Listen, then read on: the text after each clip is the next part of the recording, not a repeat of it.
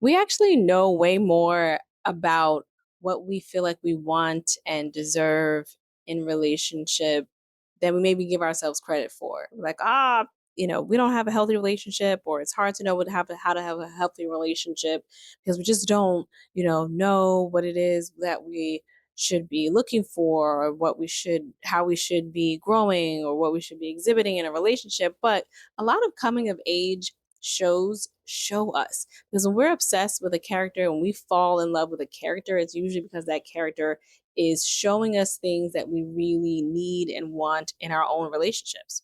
And I have three in mind. I'd love to do this with the ladies too, but right now it's three young men that stick out for me in terms of characteristics that really help us navigate a healthy relationship, but characteristics that we often gravitate towards, or we're like, ooh, we like that character. Like, even if you're like, they're not even my cup of tea, but something about this character has got me like, yes, we can grab hold and hold on to that.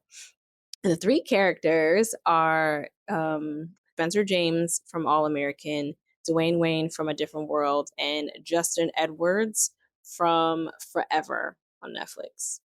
So those are the three that come to mind. These are all coming of age shows, either set in high school or college or a mixture of both. Yes, I watch coming of age shows. It's one of my favorite. It's nostalgic for me. It's pure and simple. I love seeing the way that we grow. I love seeing how dramatic we can be at that time in our lives in high school and college. Like, everything is falling apart. It's all just, it's a lot. Um it's a lot, but it's fun to watch because it's like, man, the things we think are important before we really start adulting, okay? And so I think there's a beauty in coming of age shows. And so they're all from coming of age shows. And I think I even before them, I remember being a youngster before I had, the Dwayne Waynes to look to. I think one of my first ones was like Pacey from Dawson's Creek. That was like my little sneak show when I was like in junior high and high school. And I was like, man, but the same character, there's a thread in the characteristics of these young men that I think were like, ooh, that's what I want in my life. That's what I'll be happy to have in my life. It just makes us feel something. So if I go to Spencer James, right? Oh, and I think it's important to note too that they're still flawed. So this is key asterisk. Okay, this is key. This isn't some like Prince Charming kind of character that we're gravitating towards, or just comes and swoops in like a knight or whatever and saves the day. These are real people, and like I said, they're flawed, and also they have that thing that makes us go, ooh. And we know that with that thing, we feel like, hey, we could really be something great and something healthy and something long lasting.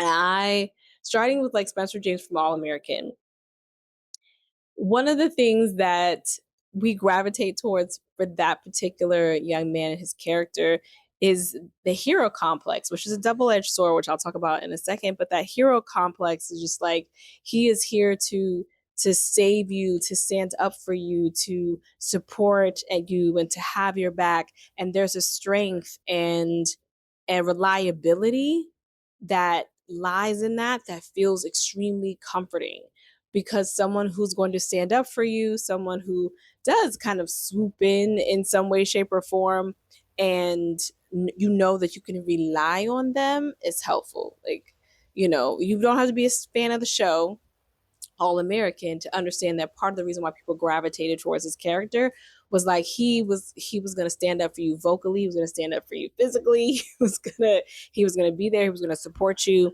and that the strength in that.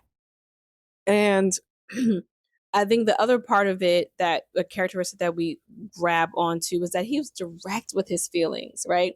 Every good coming of age story has like the love confession, but sometimes back in the day it could be, watered down, or you didn't quite know how the person felt. Like, when he said how he felt, you knew. He was like, I gave you a kiss, I said I'm in love with you, and I got you a gift. Like, it was a whole trifecta. Like, there's no way you can misinterpret how I feel.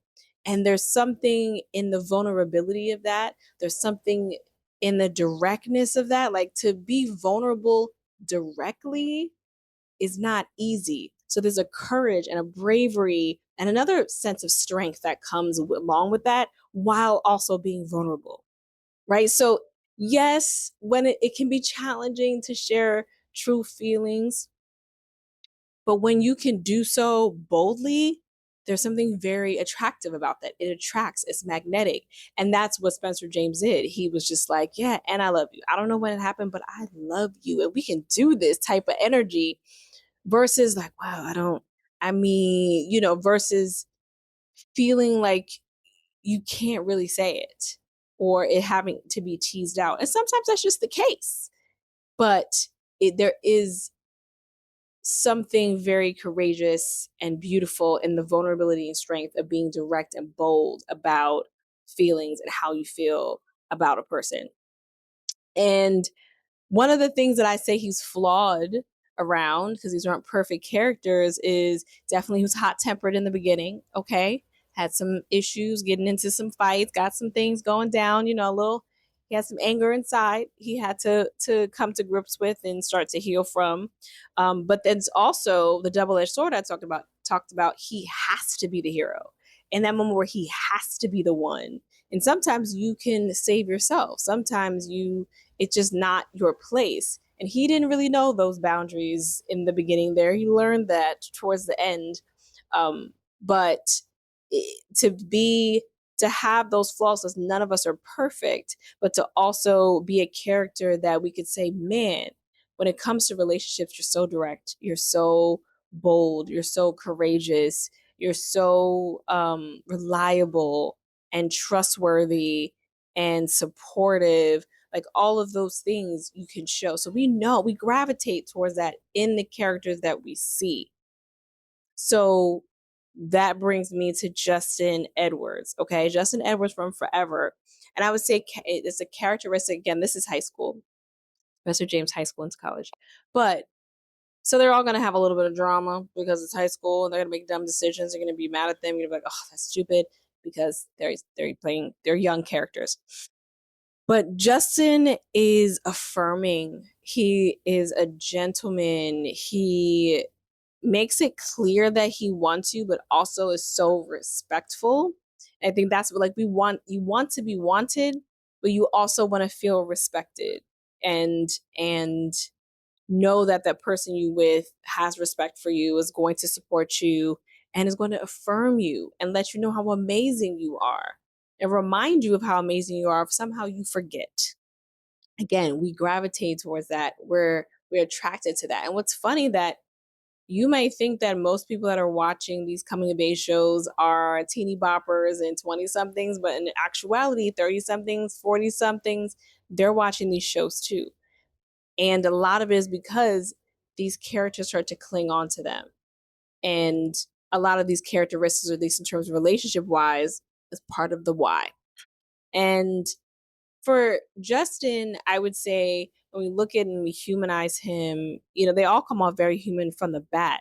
But when we humanize him, it's him using relationship as a crutch to not face the things that he's afraid to face in his own life, to not have to confront or deal with or spend time and energy and mental, energy on, what do I really want to do? What am I actually afraid of, telling my parents? What am I actually afraid of in terms of really going for what it is that I want in this life, right?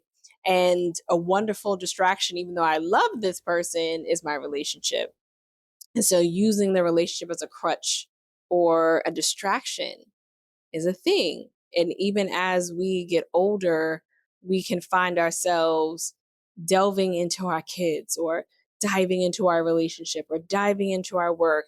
And sometimes when we get so obsessive about it or so reliant or clingy to any of those things, it is often because we're trying to avoid or run away from something else that we don't want to confront. And we have to start to be honest about what that is, right?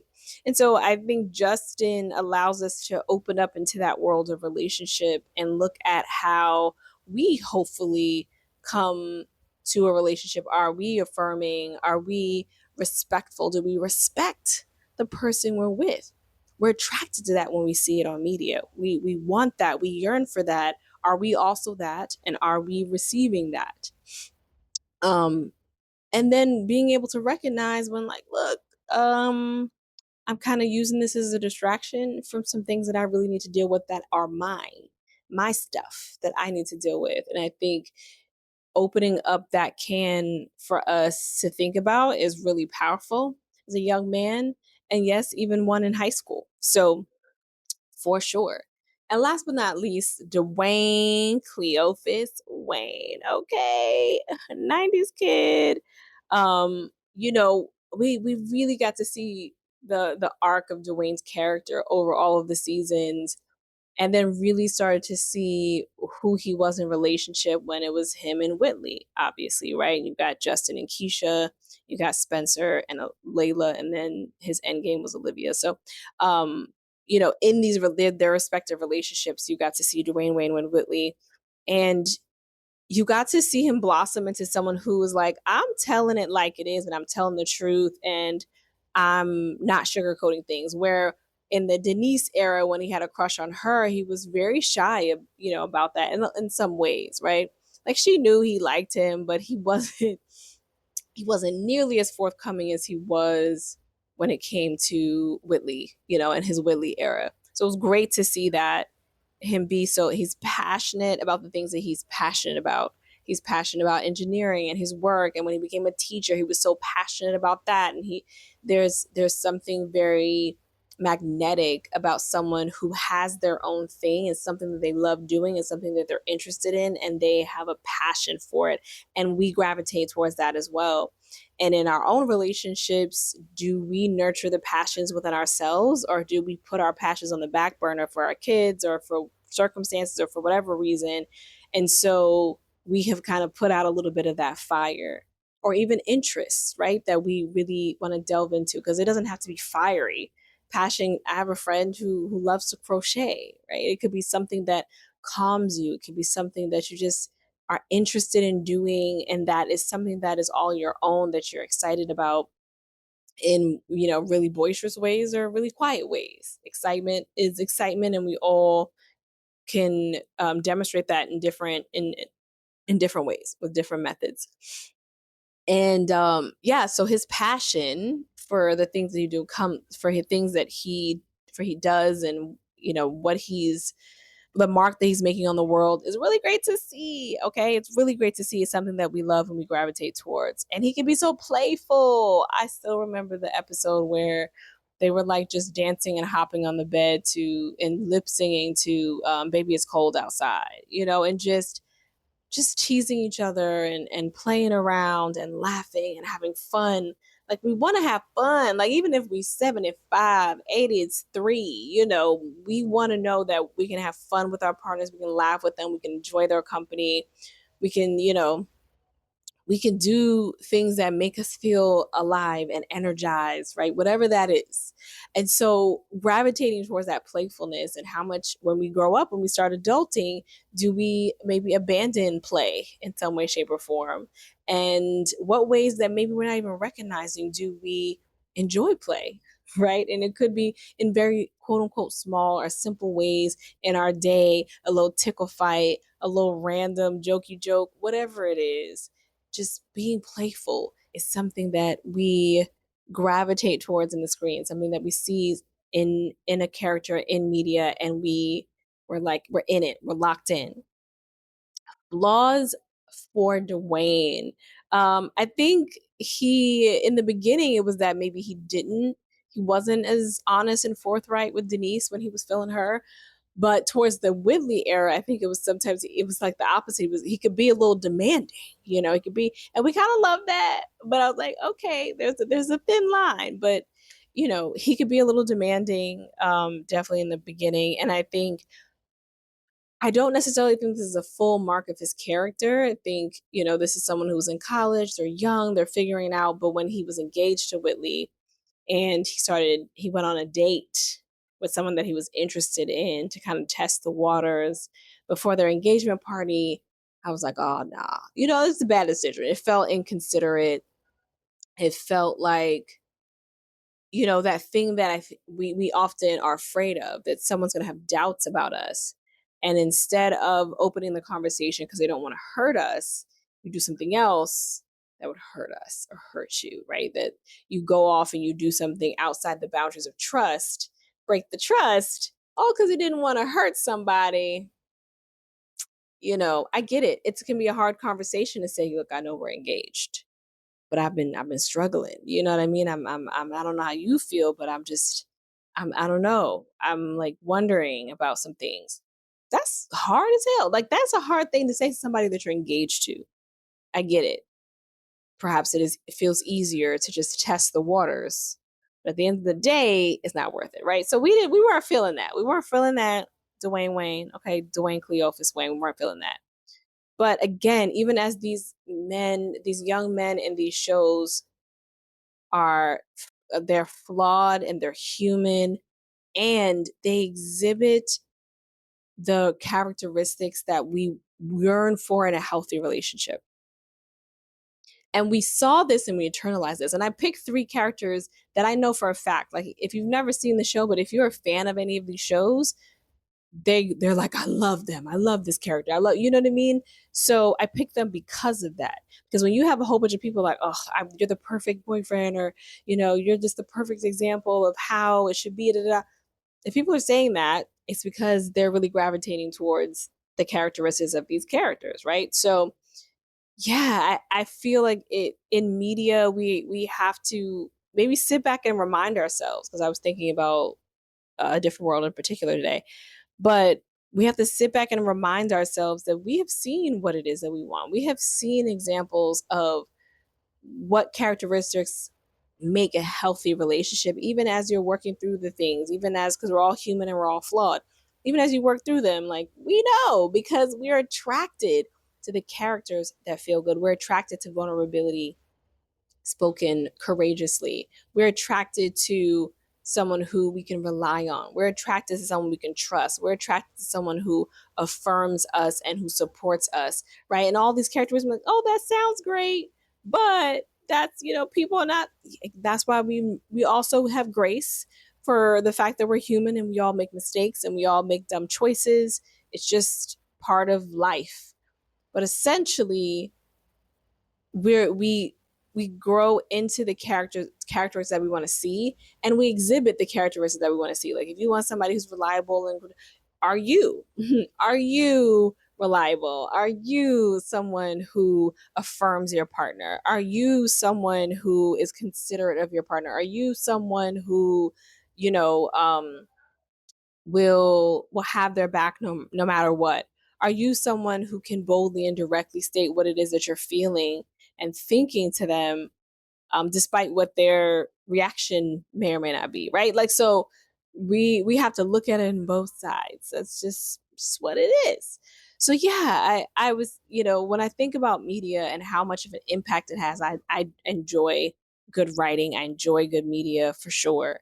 When I think about media and I think about what draws me to a character, and I often look at relationship stuff, but what draws me to a character, I was like, I'm finding this thread of certain characteristics that we just long for and cling to. And these are it. I mean, there's more. When I say these are it for this video, there's more, and there's more characters. If you have any, drop them down below. Okay. Just drop the character name and maybe the show or movie that the character is associated with. But yes, essentially, media can be a powerful tool in shaping how we see and how we think, whether we want it to or not, especially when it comes to growing up with certain coming of age programming. And that, I think, could be a really good teaching moment, a really good lesson. I think when I think in my head about my daughter getting older and maybe watching some of these shows with me, I think about the conversations we can have about relationships, about choosing a mate, about characteristics. So, yeah, that's my 2 cents. Those are my thoughts for today. I hope that was beneficial. I hope it resonated, or maybe it was just nostalgic or interesting. Whatever it is, let me know down below. If you want to continue the conversation in the comment section. If you like this video, give it a thumbs up. I'm Imani Aisha. I'm here making videos every day for the next 100 days at least. Okay, I'm on day like 70, maybe 73 or 74 or something today. Um, but yeah, so that we can have conversations about having more feel good relationship with self and with our partners, and giving reflections and insights around challenge and transition and change as I am in real time moving through a current change in my life and my family's life, with my husband and I and my family moving abroad, and sharing those with you in real time. So if that is your vibe, please subscribe. Thank you so much for watching. I appreciate you, and I'm going to see you tomorrow.